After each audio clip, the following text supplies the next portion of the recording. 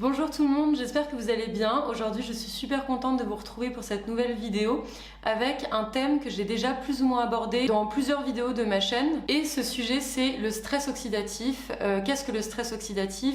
Quel est l'effet sur l'organisme? Comment le contrer? Parce que je pense que beaucoup de personnes sont concernées sans réellement le savoir. Avant de commencer, comme d'habitude, je me présente, je m'appelle Flore Waite, je suis naturopathe, je suis diplômée en psychologie et en naturopathie.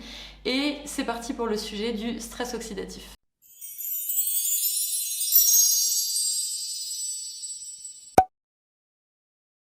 Alors déjà, avant de parler du stress oxydatif, c'est super important de commencer par les bases et de parler du phénomène d'oxydation. Le phénomène d'oxydation, c'est un phénomène qui est parfaitement sain et naturel dans l'organisme. Le corps va s'oxyder naturellement en produisant des radicaux libres, c'est pour ça qu'on vieillit d'ailleurs. Et les radicaux libres, même si vous n'êtes pas un spécialiste, je pense que vous avez déjà entendu parler de ce terme, ce sont des molécules qui sont instables et chimiquement actives. Et ces radicaux libres contiennent du dioxygène. Le problème, c'est que le dioxygène, ça provoque de l'oxydation et par exemple, comme exemple concret de la vie quotidienne, ça va être quand un objet va rouiller. En fait, le radicaux libre, ça va être un atome, un ion ou une molécule qui va arracher un électron à une autre molécule parce que dans sa structure, il va lui manquer un ou plusieurs électrons. Mais alors, l'autre molécule à qui l'électron est arraché, il va lui en manquer un du coup. Donc elle-même va devenir un radical libre. En fait, c'est le phénomène d'oxydation qui est à l'œuvre. Mais à contrario, le corps va aussi produire des antioxydants, ce qui va servir à ce qu'il y ait un certain équilibre dans le déséquilibre, parce qu'il y aura toujours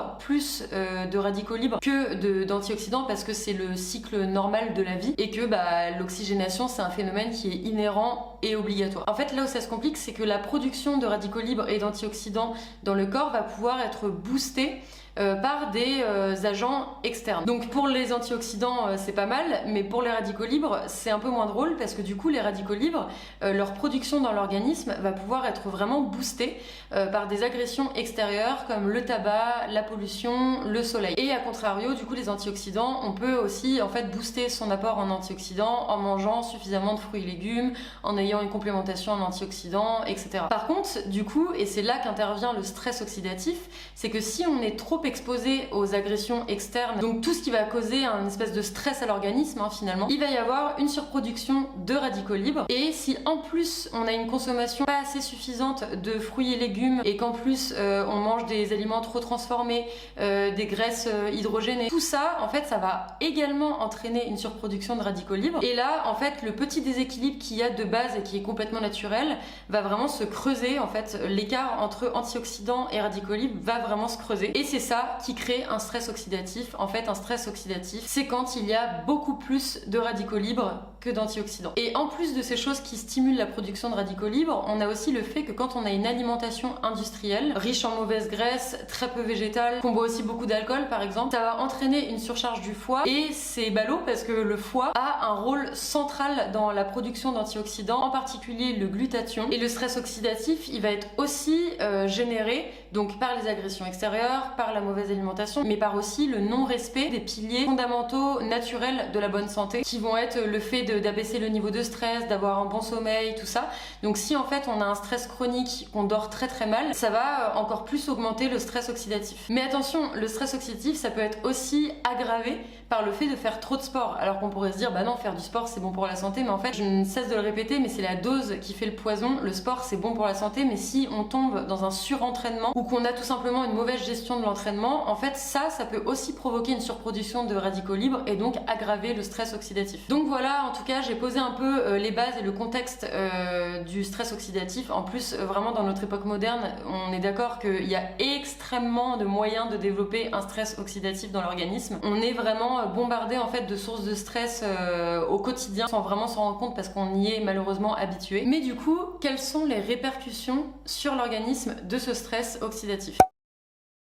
Et il va se manifester par de l'inflammation qui va engendrer elle-même du stress oxydatif, qui va engendrer de l'inflammation. J'en ai déjà parlé dans plusieurs de mes autres vidéos, mais c'est vraiment un cercle vicieux qui est très très nocif et qu'il faut absolument en fait renverser en cercle vertueux. Parce que, comme je l'ai dit, le stress oxydatif entraîne une surproduction de radicaux libres. Et cette surproduction de radicaux libres, par un effet boule de neige, ça va provoquer des réactions en cascade dans l'organisme qui vont aboutir à de l'inflammation. L'inflammation, elle va abîmer les tissus et les cellules à cause des molécules libérées et ça va favoriser le stress oxydatif. D'ailleurs, j'ai fait une vidéo sur l'alimentation anti-inflammatoire si ça vous intéresse, mais les répercussions du stress oxydatif, c'est pas que de l'inflammation. Ça va aussi avoir une répercussion sur nos cellules parce que les radicaux libres s'attaquent à nos protéines, nos membranes cellulaires, etc. Ça peut vraiment entraîner avec le temps des maladies cardiovasculaires, des maladies métaboliques comme le diabète parce que ça va venir perturber vraiment le fonctionnement de nos enzymes. Ça peut même provoquer des maladies dégénératives, des problèmes de peau, etc. Donc c'est hyper important de prendre en main notre hygiène de vie, nos dépendances, nos excès, l'environnement dans lequel on vit. Même si je suis d'accord qu'on n'a pas prise sur tout, c'est important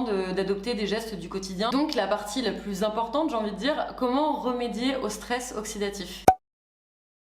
Donc déjà, on va essayer de limiter au maximum les agressions externes.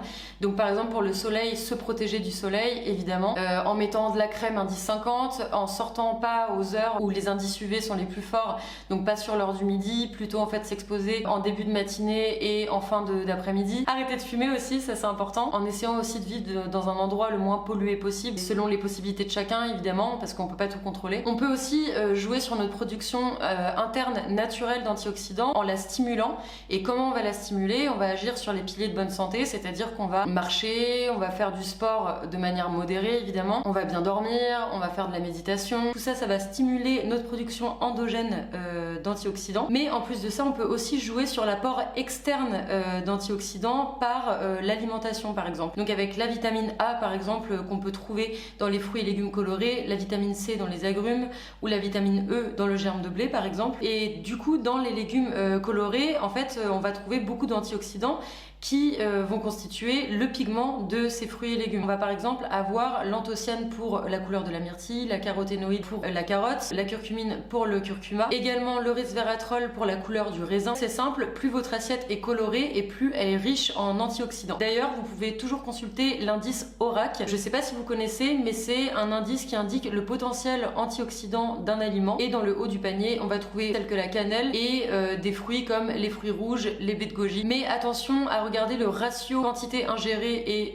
taux d'antioxydants parce que par exemple même si la cannelle a un très fort pouvoir antioxydant, en général dans les plats on n'en met que très peu. Et petite indication, pour avoir suffisamment d'antioxydants par jour, il faut viser 3000 à 5000 unités ORAC. Il faut également aussi changer son alimentation, vraiment assainir son alimentation, arrêter les produits transformés, les graisses hydrogénées, privilégier les bonnes graisses avec les oléagineux, les acides gras polyinsaturés, les oméga 3, manger du poisson gras, manger des fruits et légumes, diversifier ses protéines en diminuant son apport de viande rouge et viande blanche, mais consommer beaucoup plus de protéines végétales. Et je vous parle d'oméga 3 parce que justement les oméga 3 sont des acides gras polyinsaturés qui sont typiquement anti-inflammatoires, et comme l'inflammation est liée au stress oxydatif, en faisant baisser l'inflammation, on fera baisser le stress oxydatif. Les meilleures sources animales d'oméga 3 sont les poissons gras et les meilleures sources végétales d'oméga 3 sont l'huile de cameline et l'huile de lin et l'huile de chanvre. Idéalement aussi, il faudrait manger biologique, je sais pas si vos finances vous le permettent, et également arrêter le sucre d'ajout, privilégier les sucres naturels, le miel, le sucre des fruits, et évidemment manger assez de fruits et légumes par jour, vraiment en apporter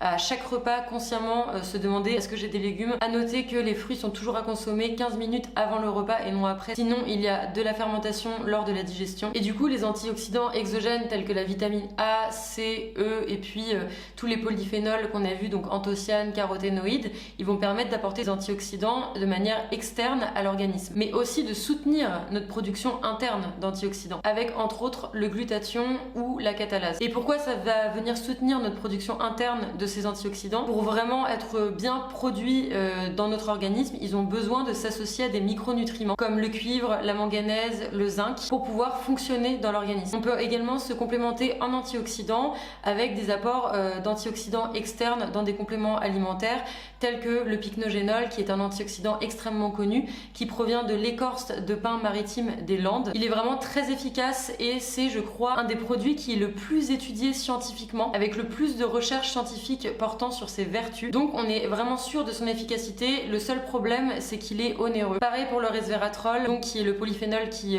donne le pigment du raisin, qu'on trouve dans la peau du raisin. C'est aussi un antioxydant très connu et également très efficace. Mais on peut aussi avoir la N-acétylcystéine qui n'est pas un antioxydant en tant que tel, mais qui est un précurseur du glutathion, donc ça va stimuler la production de glutathion donc par le foie comme je l'ai dit précédemment. Il faut aussi faire très attention du coup à ne pas être en carence en fait de micronutriments, plus précisément les oligo-éléments, donc comme j'ai dit précédemment, qui ont besoin de s'associer aux antioxydants pour qu'ils fonctionnent bien dans l'organisme, donc zinc, manganèse, iode, fer, etc. Mais aussi les minéraux tels que le magnésium, tout ça faut faire vraiment très attention de ne pas être en carence et du coup éventuellement de se supplémenter si on en a besoin. Pareil, on peut aussi aller soutenir son foie qui, comme je l'ai dit, a un rôle dans la production de certains antioxydants comme le glutathion, donc je pense que c'est fondamental quand même de le nettoyer de temps en temps avec des cures drainantes. Par exemple, le chardon-marie va pouvoir le nettoyer en douceur et puis le soutenir en même temps, mais ça c'est seulement si vous avez une vitalité suffisante, donc il vaut mieux quand même voir un naturopathe avant de faire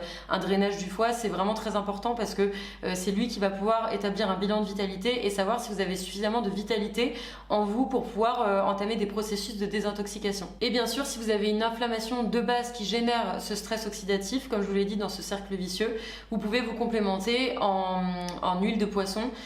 Donc toujours faire attention à la stabilité, la pureté, le fait que ce soit pas rance, donc avec des labels comme Pufanox, Epax ou IFOS, en plus évidemment d'adopter une alimentation anti-inflammatoire. Voilà pour cette vidéo, j'espère qu'elle vous aura intéressé. En tout cas, comme à chaque fois, c'était un plaisir de vous partager toutes ces informations sur ce sujet du jour. N'hésitez pas à aimer, à commenter, à partager ma vidéo et puis à vous abonner pour soutenir mon travail. En attendant la semaine prochaine, surtout prenez soin de vous et passez une très belle journée.